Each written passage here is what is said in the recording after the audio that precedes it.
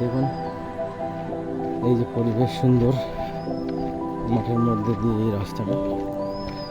তো আমাদের ক্যাম্প এই রাস্তা দিয়ে সোজা গিয়ে মোটামুটি 4 কিলোমিটার।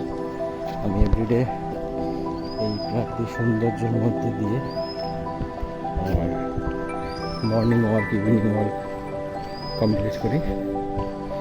তো এখানকার একদমই গ্রাম্য পরিবেশ।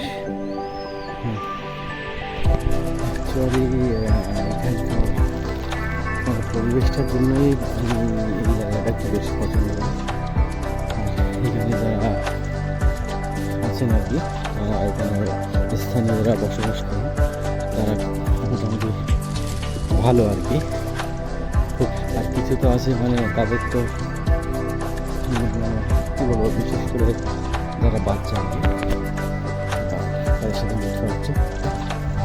ওই যে দূরে রয়েছে ওরা, ওরা আমাদেরকে ভীষণ ভীষণ ভালোবাসে। কিরে ঘাস কাটছিস? টাটা।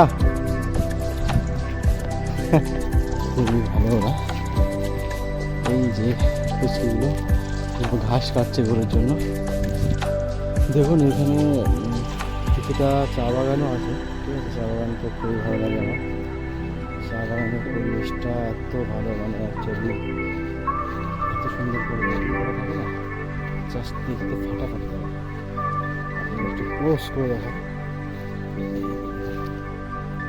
অনেকে তো দেখেছেন চা গাছ হয়তো, আর অনেকে কোনোদিন দেখেনি না, হয়তো কত ইচ্ছা আছে এরকম চা বাগানে যাবে, ফটো তুলবে, ঘুরবো চা বাগানের মধ্যে দেখে। দেখুন কখনো সুযোগ পেলে নিশ্চয়ই মাধ্যমে আসবেন, সেখানে যাবেন, অনেক চা বাগান দেখতে পাবেন।